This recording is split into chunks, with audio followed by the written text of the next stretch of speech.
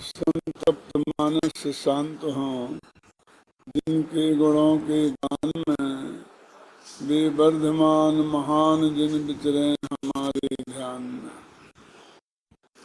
रहस्यपूर्ण चिट्ठी चल रही है। आपके पास जो किताब है उसमें पेज नंबर 7 निकालिए। 7 में पेज पर नीचे से 5-7 पंक्तियों के ऊपर ऊपर से 5-6 पंक्तियों के ऊपर मति श्रुतियों और अवधियों ये सूत्र है तत्वा सूत्र का, उसके नीचे से अपन को पढ़ना है। तथा तुमने प्रत्यक्ष परोक्ष का प्रश्न लिखा, सो भाई जी प्रत्यक्ष परोक्ष तो सम्यक्त के भेद हैं नहीं। चौथे गुणस्थान में सिद्ध समान छायक सम्यक्त हो जाता है, इसलिए सम्यक्त तो केवल यथार्थ सिद्धांत रूप ही है, वह शुभाशुभ कार्य करता भी रहता है।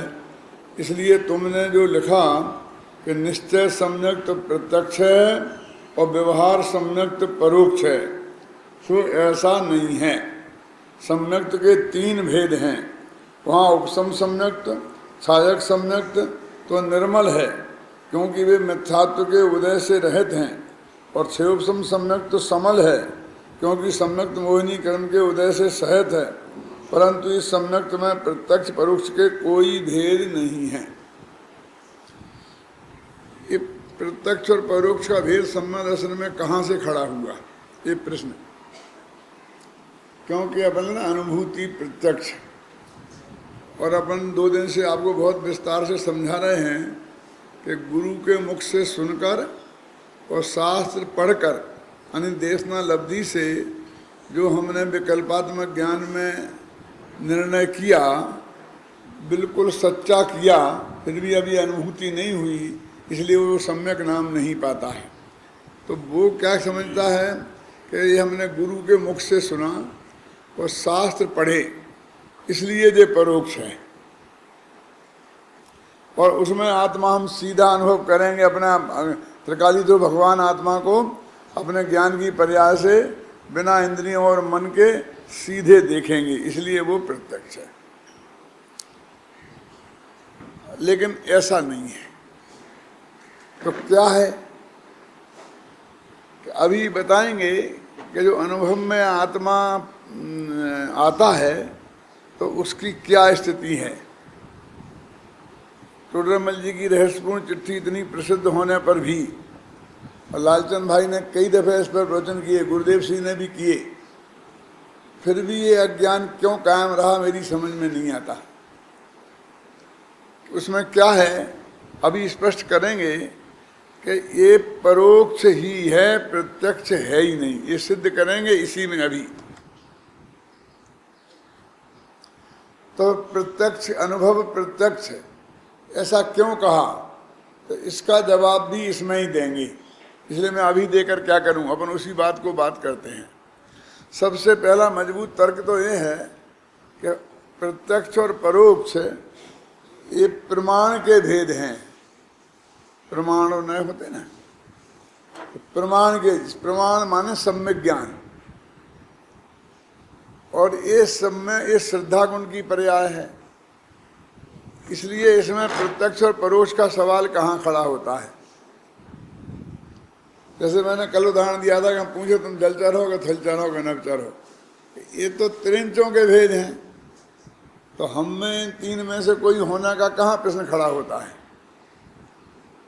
अब बात ये रही कि उसके पहले जो ज्ञान होता है वो देव गुरु के शास्त्र के निमित्त से होता है, तो उसको तो सब परोक्ष स्वीकार करते ही हैं। अब दूसरी कहते हैं कि अनादिकाल से इस जीव के मति ज्ञान और श्रुति ज्ञान 2 ही हैं, और दोनों को तत्वा सूत्र में परोक्ष लिखा है, आद्य परोक्षम, है ना।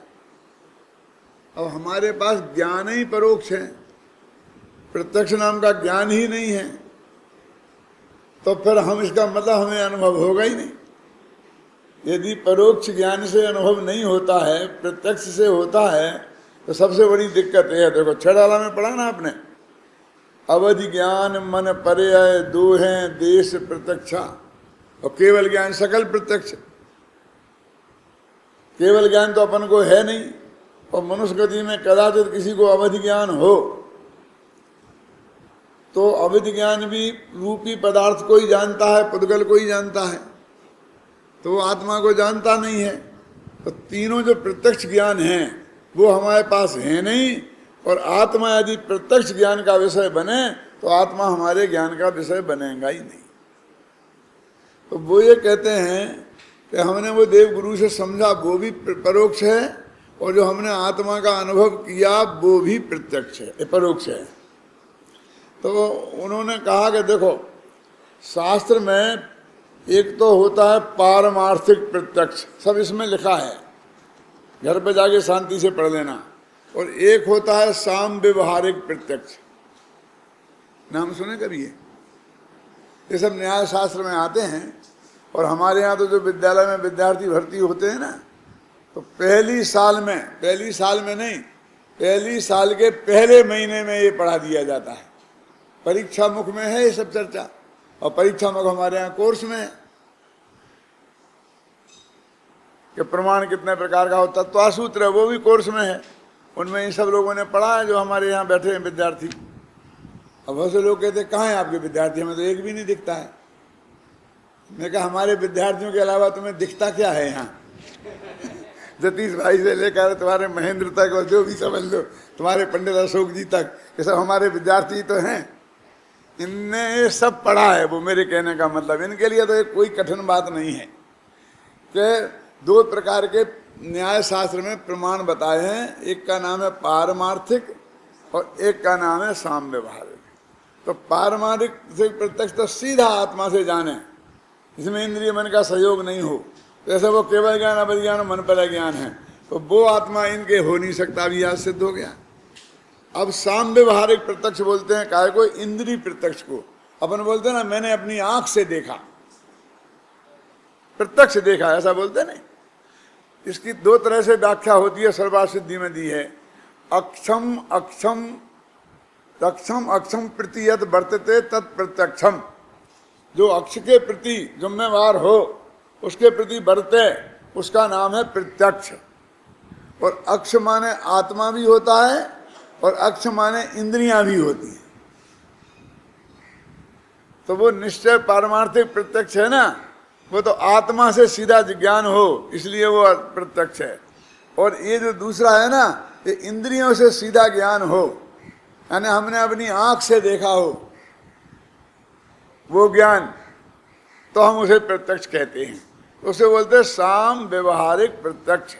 साम व्यवहारिक प्रत्यक्ष माने वास्तव में प्रत्यक्ष नहीं है, लेकिन व्यवहार में दुनिया उसे प्रत्यक्ष कहती है कि हमने अपनी आंखों से प्रत्यक्ष देखा। अरे तुमने भले आदमी आंखों से देखा तो परोक्ष हो गया, पराधीन हो गया ना, पराधीनत्वात् परोक्षम। अब खैर दो प्रत्यक्ष हो गए। तो पहला प्रत्यक्ष तो वो कहते है ही नहीं, केवल ज्ञान जैसी निर्मलता तो है। आत्मा जब हम देखते हैं अनुभव में, तो जैसा केवल ज्ञान में दिखते हैं ना, असंख्य प्रदेश, अनंत गुण, ऐसे अनुभव में बिल्कुल नहीं दिखते। तो कहते साम व्यवहारिक प्रत्यक्ष क्यों नहीं है? तो वो कहते हैं कि आंख से अपन जो देखते हैं ना, उसमें जितनी स्पष्टता है, निर्मलता है, आत्मा के अनुभव में, आत्मा के देखने में उतनी निर्मलता नहीं है। ये बहुत गजब की बात है। आत्मा उतना साफ भी नहीं दिखेगा। क्या कह रहे हैं नवीचंद जी? मैं आपको जितना साफ दिख रहा हूं ना, अनुभव में आत्मा सम्य दृष्टियों को, छठवें सातवें गुणस्थान वालों को उतना साफ भी नहीं दिखता, धुंधला धुंधला दिखता है। कहाँ लिखा है इसमें? निकालो भाई, देखो तुम्हारे उसमें पेज में नंबर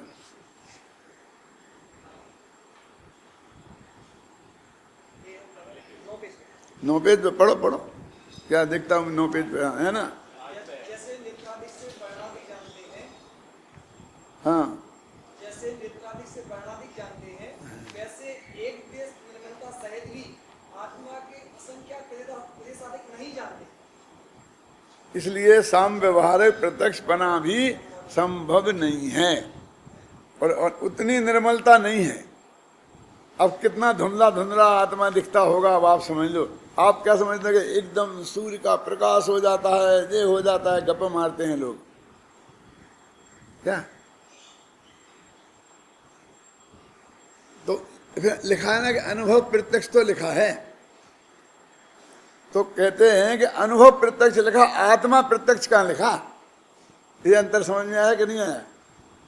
अनुभव प्रत्यक्ष और आत्मा के प्रत्यक्ष में क्या फर्क है कि जो आत्मा के अनुभव के काल में जो आपको अतीन्द्रिय आनंद की कणिका जगती है, जिसे रोमांच हो जाता है, तो वो जो अतीन्द्रिय आनंद है उसका प्रत्यक्ष होता है। इसमें लिखा है स्वाद का वेदन होता है। प्रत्यक्ष का है ना, आपने एक अंधे ने ऐसा उदाहरण दिया, एक अंधे ने लड्डू खाया, तो अंधे ने लड्डू को नहीं देखा, लड्डू के स्वाद को देखा, मीठापन का, क्योंकि एक तो आंख से दिखता ही नहीं, और वो मुंह के अंदर रखा, आपने भी मुंह के अंदर रख लिया। अपन बच्चों से कहते हैं ना, आंखें बंद कर, आंखें बंद करो, मुंह खोल, और मुंह खोलता है और अपन एक चॉकलेट उसे मुंह में रख देते हैं। क्यों? उस बच्चे ने आज चॉकलेट तो देखी नहीं है, और बोलते हैं क्यों, कैसी लगी? ये बहुत अच्छी। तो उसने क्या का क्या क्या जाना, बोलो? स्वाद। तो कहते स्वाद का प्रत्यक्ष होता है, आत्मा का प्रत्यक्ष नहीं होता है।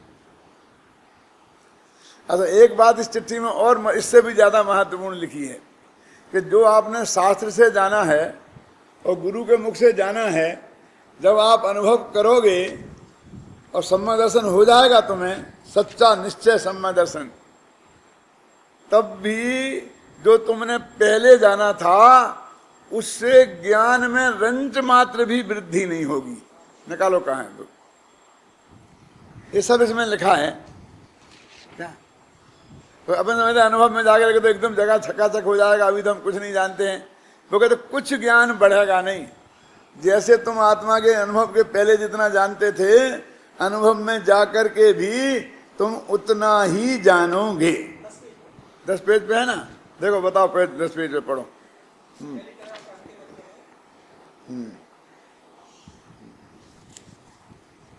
वहाँ पहले जानना होता, पश्चात जो स्वरूप जाना उसी में परिणाम मग्न होते हैं। परिणाम मग्न होने पर कुछ विशेष जानपना होता नहीं, विशेष जानपना होता नहीं है। आप समझ लिखा ना इसमें, यानी और कोई नया ज्ञान नहीं होता है वहां पर, जितना पहले तुम था उतना ही था। तो मतलब ज्ञान तो तुम्हें शास्त्र से ही करना है और गुरु से ही करना है, वो ही काम आने वाला है, और उसी में वो सम्यक दर्शन हो जाएगा रुचि से। और सम्यक दर्शन होने के बाद में भी उस ज्ञान में रंच मात्र भी वृद्धि नहीं होगी। एक ऐसा कैसे क्यों है कि आपने 10वीं क्लास की परीक्षा मार्च में दी और अभी आप मई में, कोई आपको 10वीं क्लास पास नहीं कह सकता। 10वीं में पढ़ते हैं, एक कहते हैं कि नहीं कहते हैं, और फिर जुलाई में आया रिजल्ट और आप पास हो गए फर्स्ट डिवीजन, तो आप 10वीं पास हो गए। लेकिन जो अप्रैल में जितना ज्ञान था उसमें से रंच मात्र भी वृद्धि नहीं हुई है उस सर्टिफिकेट मिलने से क्योंकि 2 महीने तो तुमने खेले हो, कश्मीर घूमे हो, तुमने पढ़ा है ही नहीं। वो तो अप्रैल तक जो ज्ञान हो गया था वही ज्ञान है, बस सर्टिफाइड जुलाई में हुआ है। तो सर्टिफिकेट मिलने से ज्ञान बढ़ नहीं जाता है, लेकिन जगत नहीं मानता है। जगत का स्वरूप एक है, जो सर्टिफिकेट मिल जाएगा तब मानेगा। तो सम्यक दर्शन ऐसे नहीं है, बस कहते हैं जब तक सम्यक दर्शन तब होगा जब वो आत्मा देख लेगा, उससे ज्ञान में रंच मात्र भी वृद्धि नहीं होगी। क्यों? इसमें लिखा है कि आत्मा के प्रदेश नहीं दिखते हैं, गुण दिखाई नहीं देते हैं। अब आत्मा में कितने गुण हैं? कह रहे क्यों माथा मारते हो, जब अनुभव करेंगे तब देख लेंगे। अरे अनुभव में कुछ दिखने वाला नहीं है ये तो तुम्हें शास्त्र से ही पढ़ना पड़ेंगे और वही मानना पड़ा कि अनंत गुण है। क्या जो बाद में भी तुम मानोगे ना, वो भी शास्त्र से ही माने जाएंगे, है ना। एक दफे जब बहुत पुरानी बात है कि ऐसी बहुत चलती थी बातें कि भाई ये क्या कर, अनुभव के बिना नहीं होता, अनुभव के बिना कुछ नहीं होता, जो अनुभवी की वाणी में जो बात है वो उसकी वाणी में नहीं है।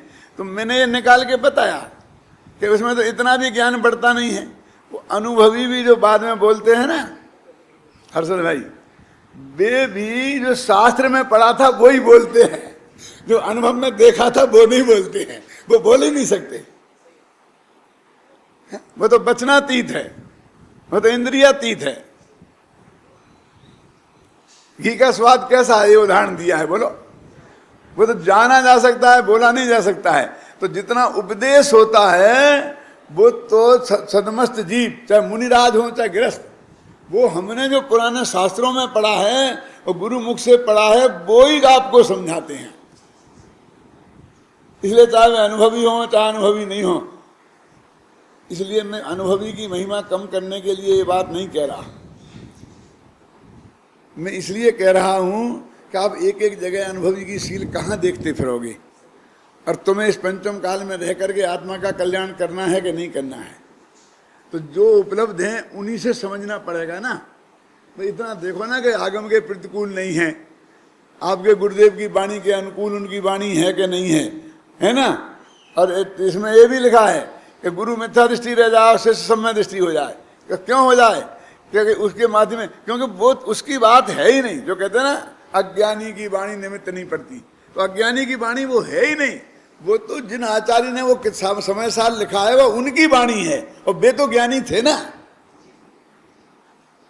स्पीकर में से तुम्हारे कान में आवाज पड़ रही ना, हमारी तो पड़ ही नहीं रही। अभी हाल बंद हो जाए तो तुम्हारे कान तक नहीं पहुंचे। तो तुम जो सुन रहे हो वो स्पीकर की प्रमाणिकता है क्या? तो ऐसे ही हम कुंद कुंद के स्पीकर हैं हम महावीर के स्पीकर हैं, ख्याल में है ना। तो तुम हमसे हमें बीच में क्यों लपेटते हो कि तुम ज्ञानी हो गया ज्ञानी हो? यानी प्रैक्टिकल डिफिकल्टी है। मैं आपको प्रमाण से बताता हूं बातें। जैसे मोक्षों में बहुत वो है ना कि कितने कितने सम्य दृष्टि मुनि गुरुदेव ने घोषित करें। लिमिटेड है ना, मैं कोई गिनती नहीं करना चाहता, ना किसी का नाम कर लेना चाहता हूं ना। और वे पर्यूषण में कितने विद्वान प्रवचन करने भेजते थे। वे उनको सबको सम्य दृष्टि मानते थे क्या गुरुदेव? 100-200 की लिस्ट छपती थी, अब तो 500 की छपती है ना। आत्म धर्म में आई वो लिस्ट छपी है, तो वे उन्हें क्या मानते थे? तो उनका उपदेश नहीं सुनना चाहिए जनता को, तो फिर वो उनको भेजते क्यों थे? वो उसमें उनकी अनुमोदना थी कि नहीं थी? क्योंकि आत्म धर्म में लिस्ट छपती थी, आत्म धर्म तो उनका था, वे भी उसे पढ़ते थे कि नहीं पढ़ते थे? उनकी जान में था ये काम का नहीं था?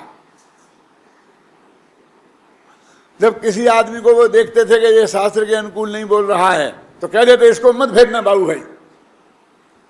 इसका क्या मतलब? बाकी को भेजना। हाँ जगदीश भाई, तो अब तुम्हें गुरुदेव मानते हैं कि अज्ञानी का नहीं सुनना, सम्मदृष्टि का सुनना, मतलब ये क्या मानते हैं? ये प्रूफ है ना कि हमसे अकेले में कही थी। लेकिन अकेले में कही थी प्रमाण होती है कि तुम उसमें नमक मिर्च लगा रहे हो कि ये तो जगत प्रसिद्ध है कि आत्म धर्म में लिस्ट छपी, अभी उठा के देख लो। क्यों? उन्होंने कहा भाई पंडित जी जाएंगे। अच्छा मालूम है, जब मैं बम्बई में आया और मैं प्रवचन हुए मंदिर में, और फिर सब जने वहाँ सोनगढ़ खबर पहुँच गई कि पंडित जी बम्बई आए थे, बहुत अच्छे प्रवचन हुए, बहुत अच्छे प्रवचन हुए। तो मोटानी वगैरह गए मुकुंद भाई, तो उन्होंने गुरुदेव को सुनाया, बहुत मजा आया साहब, बहुत अच्छे प्रवचन हुए। तो गुरुदेव ने कहा पंडाल बांधा था ये पूछा, पंडाल बांधा था कि नहीं साहब? पंडाल तो नहीं बांधा। शर्म नहीं आती तुमको? पंडाल नहीं बांधा? मरते हो बम्बई वाले, भूखों मरते हो।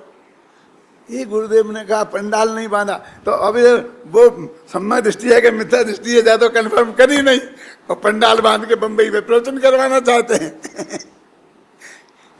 बोलो देख, क्या मेरे समझ गए ना? अरे वो जो सैद्धांतिक बात है कि ज्ञानी गुरु ही निमित्त होता है, उसमें किसी को विरोध नहीं है। तो ज्ञानी गुरु वो है ना, कुंद कुंद स्वामी जी है ना। हम कहाँ हैं कि हम कहते हैं भाई इतना ही तो आ गए, थोड़ी हमारे बीच में आड़ हो गई, आज तुम्हारे सामने वेद नहीं है। ऐसा नहीं होता है। जब गुरुदेव का टेप चलता है और उसमें से बहुत सी बातें समझ में नहीं आती हैं, तो बगल में बैठा हुआ पंडित समझाता है, तो वो गुरुदेव की बात है कि पंडित की? तो बगल में बैठ के समझाए। ये मद्रास में पंचकल्याणक हुआ था, तो गुरुदेव प्रवचन करते थे, और भरत चक्रवर्ती एक शास्त्री थे, हमारे सहपाठी थे, तो वो तमिल भाषा में सबको अनुवाद कर करके बताते थे गुरुदेव का प्रवचन। तो वो जो जनता सुनती थी वो गुरुदेव के प्रवचन को सुनती थी कि भरत चक्रवर्ती के? बोलो, तो वो भरत चक्रवर्ती बाहुबली के भाई नहीं, हमारे साथ में पढ़ते थे एक भरत चक्रवर्ती और अपने तमिल आत्म धर्म के संपादक भी थे। अब तो स्वर्गवास हो गया उनका, ख्याल में है ना। तो अब यानी हम इतना विवेक नहीं करें, इसमें लिखा है। अब देखो अनुभव में क्या होता है, देखो जरा कच्चा चिट्ठा पढ़ते हैं आपको। वही पेज नंबर 10 निकालो ऊपर से। यानी हमने अनुभव के बारे में क्या क्या मान रखा है और इस चिट्ठी में क्या लिखा है। पेज नंबर 9 निकालो नीचे से।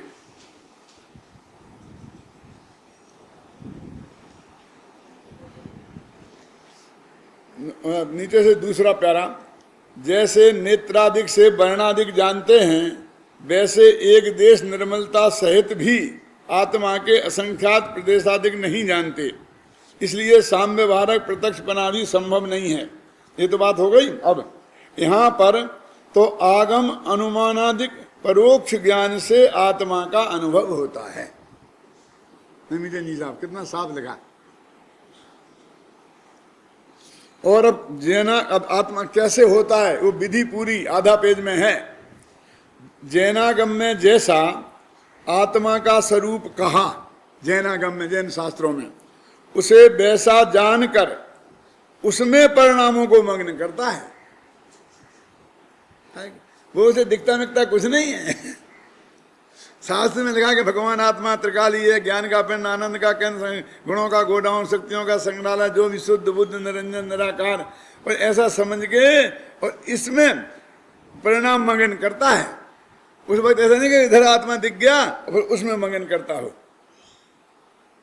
जो उसके सुनकर जाना और उस जानने से जो ज्ञान हुआ, उसमें आत्मा के उस ज्ञान में जैसा आया, जानने से आया, यानी ये आत्मा असली नहीं आया, उसमें वो अपने परिणाम को मगन करता है। जो अनुभव में क्या होता है देखो, मैंने कहा कच्चा चिट्ठा अनुभव का।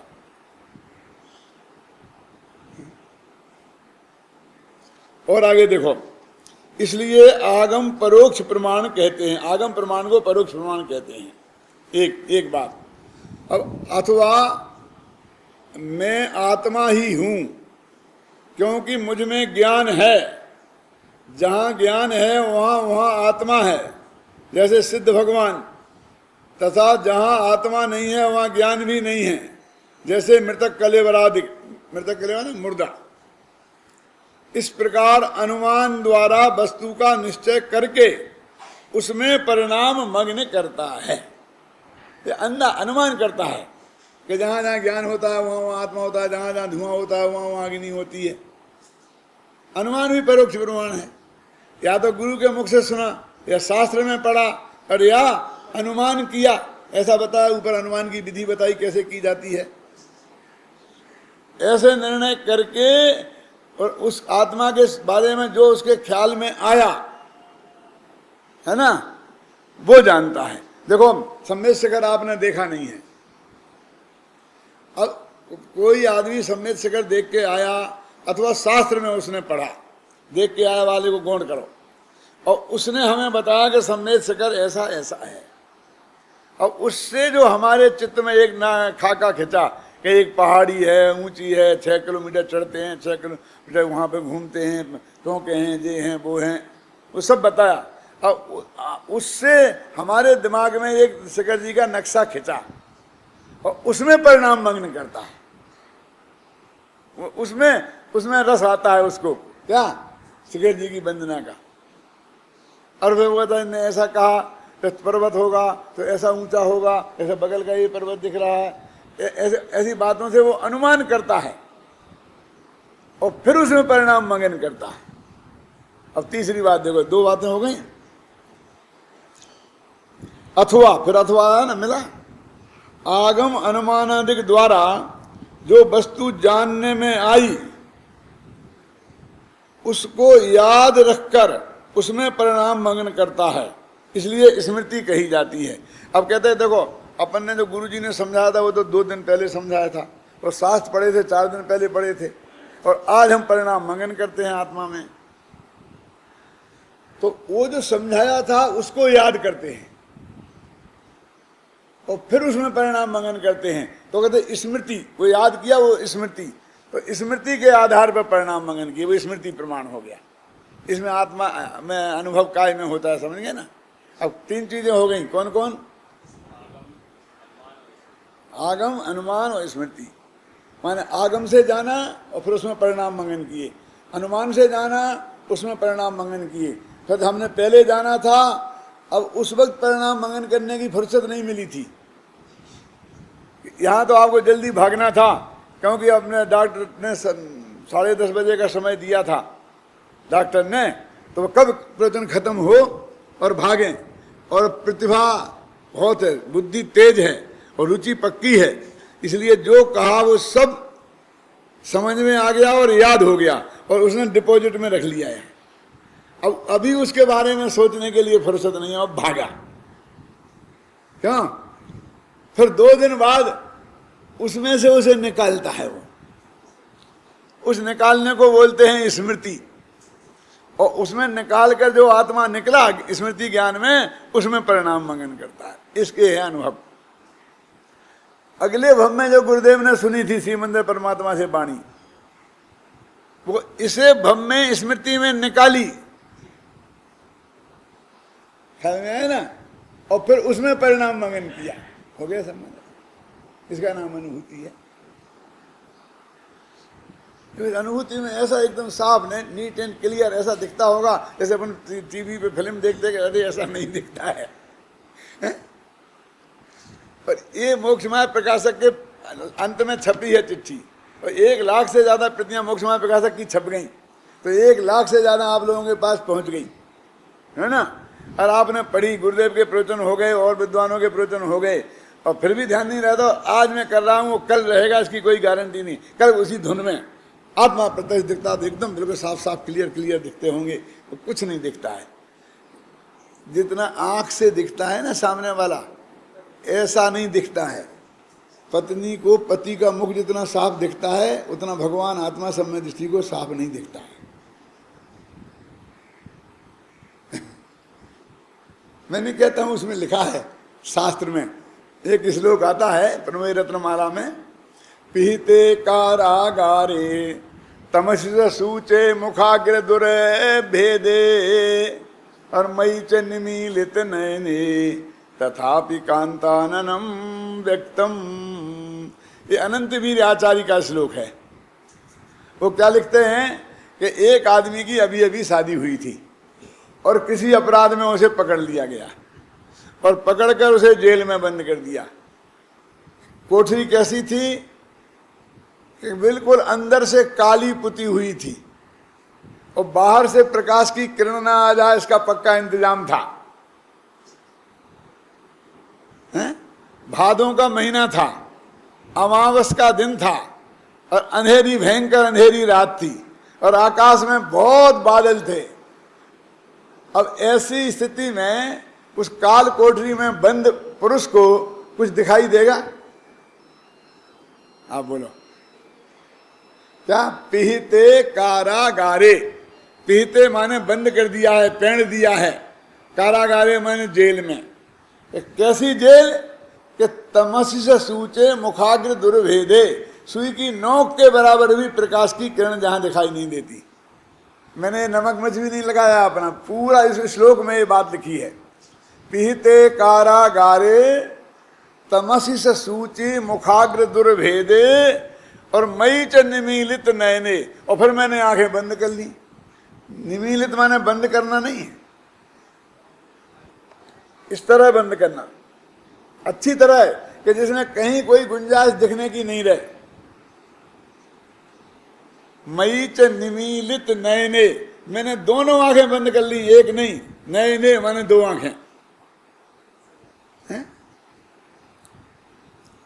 तथापि कांताननम व्यक्तम, तब भी मुझे अपनी पत्नी का मुख साफ साफ दिखाई दे रहा है,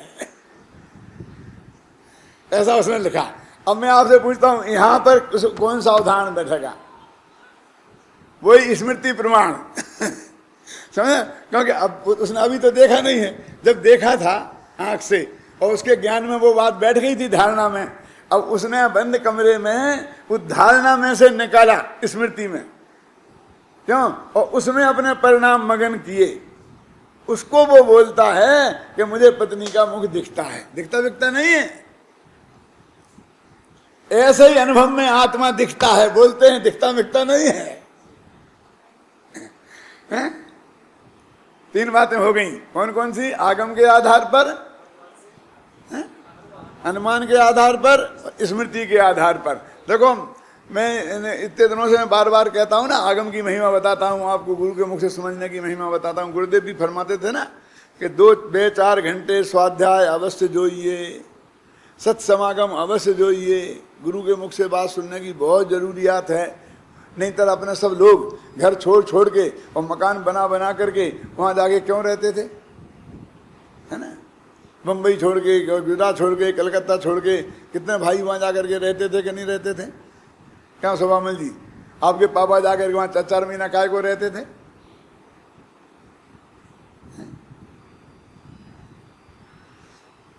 तो 3 बातें होंगी, अब चौथी सुनो, अभी है, अभी खत्म नहीं हुआ है मामला।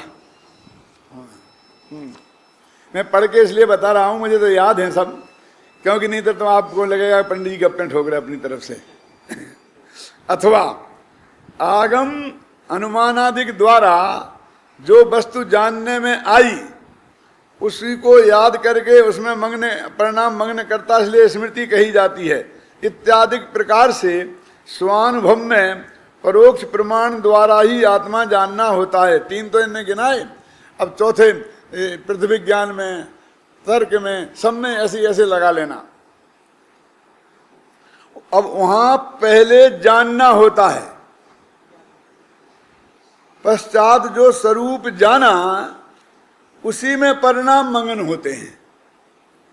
ऐसा नहीं मगन अब आत्मा एकदम आत्मा को देख रहे हो, आंखें फाड़ फाड़ के देख रहे होंगे और आत्मा में लीन हो गए, उसमें जो उसने ज्ञान में जाना उसमें परिणाम मगन होते हैं।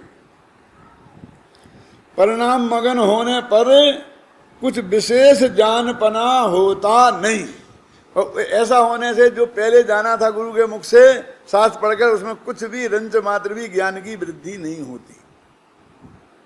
इसलिए जो ये कहता है कि मेरे अनुभव ज्ञान मेरे पास है उससे मैं समझाता हूँ, ये बढ़िया बिल्कुल 1 नंबर का धोखा है। हम समझाते तो उसी को हैं जो हमें गुरुओं से और शास्त्र से ज्ञान मिला है। गुरु में और शास्त्र में क्या फर्क है? गुरु अपने मुंह से बताएं और चाहे शास्त्र में लिख दें और हम उसे पढ़ लें, तो बताने में और पढ़ने में कितना फर्क है, जरा इसको समझो राजेंद्र, बहुत मार्मिक बात है। आज का तुम्हारा आना सार्थक हो जाएगा।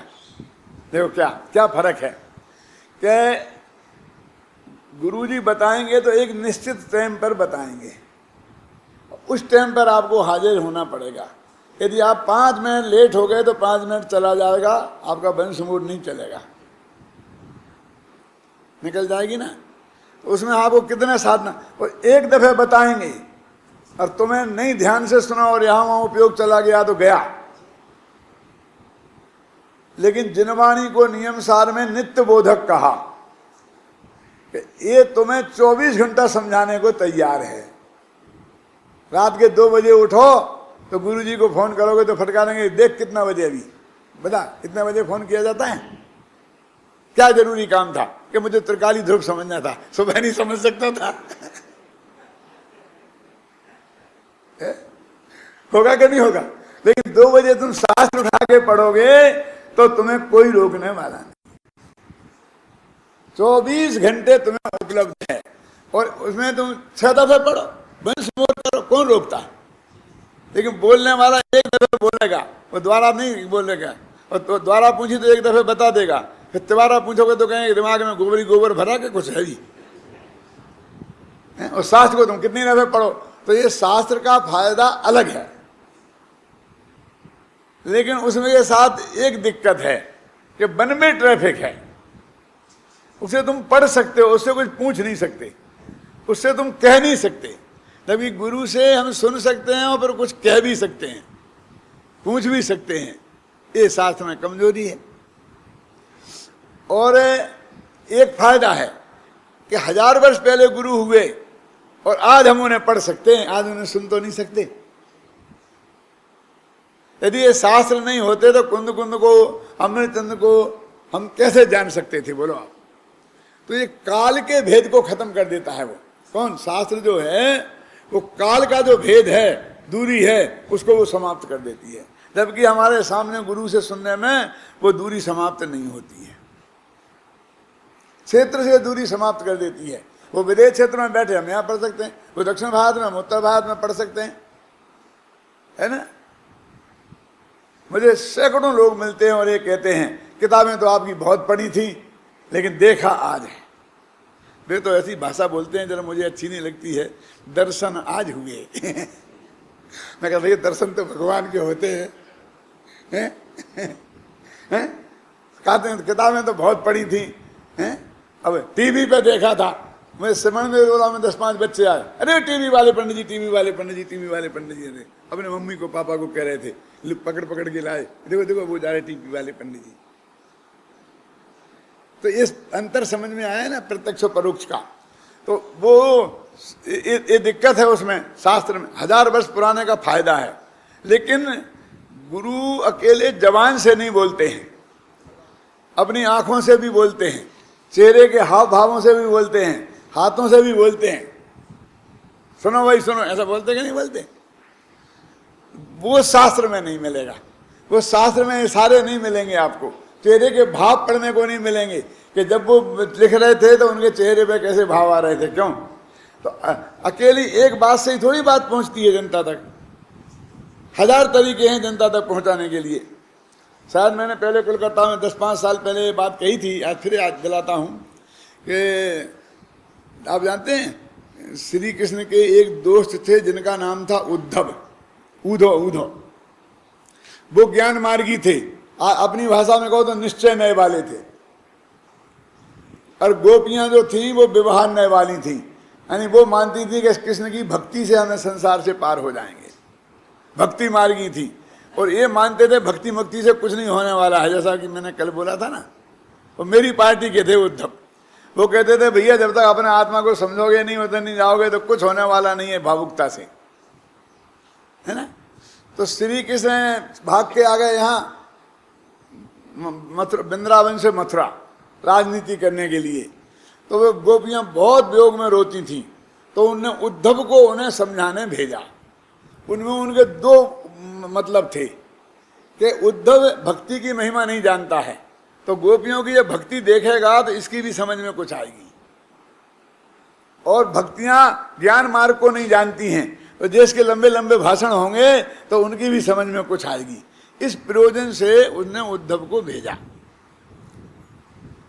अब उद्धव ने वहां बहुत समझाया, मैं लंबा किस्सा आपको नहीं सुनाऊंगा। उसके ऊपर किताबों की किताबें लिखी हैं हिंदी साहित्य में, सैकड़ों पेज की। 4000 पद तो अकेले सूरदास ने लिखे भ्रमर गीत के नाम से, 4000 भजन सूरदास ने लिखे। बहुत मैंने बहुत पढ़े हैं। अब वो जब लौट के आने लग गए, हार मान के, उनने कुछ नहीं समझा, समझे ना, हार मान के लौट के आने लगे, तो उनने गोपियों से कहा कि तुम्हें कोई समाचार कहना है श्री कृष्ण से तो मैं कह दूंगा। उसको चिट्ठी पत्री तो चलती नहीं थी। तो गोपियों ने कहा हाँ हाँ कहना है। इतना कहा और गदगद हो गई, आंखों में आंसू आ गए और कुछ बोल नहीं सकी। उद्धव बोले, श्री कृष्ण ने जाते ही पूछा, बोलो कुछ कहा गोपियों ने, कोई समाचार? कि हाँ, ने कु कही बैनने अनेक कही नैननी, और रही सही सो कहे दीनी हिचकीन सो। आया समझ में? बैनन माने बातों से तो बहुत कम कहा, इतना ही कहा कि इतना कह देना, आगे नहीं बोल सकी। और बाकी बात आंखों से कह दी, आंखों से आंसू की धारा बहने लग गई। और जो कुछ बची थी वो हिचकी आने लगी। हिचकी समझते हैं, बोल नहीं पाए, शब्द नहीं निकले, तो नेकु कही बैननी, अनेकु कही नैननी, और रही सही सोऊ कह दीनी हिचकीन सो। उद्धव बोले श्री कृष्ण को समझ में आ गया कि सब कुछ समझ में आ गया कि मेरे वियोग में वे कितनी दुखी हैं। बस यही तो बात उन्हें कहनी थी और यही मुझे जाननी थी। तो अकेली बातों से बात नहीं होती है, बहुत सी बात आंखों से भी होती है और बहुत सी बात हिचकियों से भी होती है और चेष्टाओं से भी होती है। शास्त्र में वो नहीं हो सकती। ख्याल में ना, सीधा सीधा पढ़ना पड़ेगा आपको। ये प्रवचन मैं कर रहा हूं ना और आप सुन रहे हैं, रस ले रहे हैं। तो मैं यही लिखूंगा किताब में तो आप ये नहीं देख पाएंगे जो अभी आपने देखा है। जो सुना है वो तो पढ़ लेंगे है ना, देखा है। देखो गुरुदेव श्री के प्रवचन अपन लोग सीधी से सुनते हैं कि नहीं, लेकिन जिनने गुरुदेव श्री को वर्षों साक्षात सुना है उन्हें तो एक एक प्रवचन की एक एक बात पर उनका एक्शन ख्याल में आता है। जब ऐसा कहते थे तो ऐसा बोलते थे, ऐसा उनका चेहरा होता था। आता कि नहीं आता? और उन्हें जो मजा आता है, और जिनने गुरुदेव को देखा ही नहीं है उनकी में तो बस आत्मा आत्मा आत्मा, हमें तो नहीं, हमारे लिए तो जुगल जी का लगा दो, डॉक्टर साहब का लगा दो, हमारी समझ में गुरुदेव का नहीं आता है ना। ऐसे देश की पोजीशन, यानी सामने जो सुनना है वो। इसलिए गुरु का महत्व अपनी जगह है और शास्त्र का महत्व अपनी जगह है। यदि गुरु के पीछे पड़ जाएंगे तो 24 घंटा हर जगह आपको उपलब्ध नहीं होंगे, न मालूम कहाँ मिलेंगे और कब मिलेंगे। और शास्त्र के अकेले पीछे पड़ जाएंगे तो गुरु के माध्यम से जो इशारों से बात समझ में आती है और हम प्रश्न करके उत्तर करके समझ सकते हैं, वो लाभ नहीं होगा। इसलिए दोनों का लाभ लेना चाहिए, काय का, गुरु का और शास्त्र का। और दोनों से आत्मा का स्वरूप समझो और उसी में परिणाम मगन करोगे तो अनुभव हो जाएगा। और अनुभव में कोई और तुम्हें जानने को मिलेगा, इस धोखे में मत रहना, उस भरोसे में मत रहना। जानने को तो यहाँ ही मिलेगा।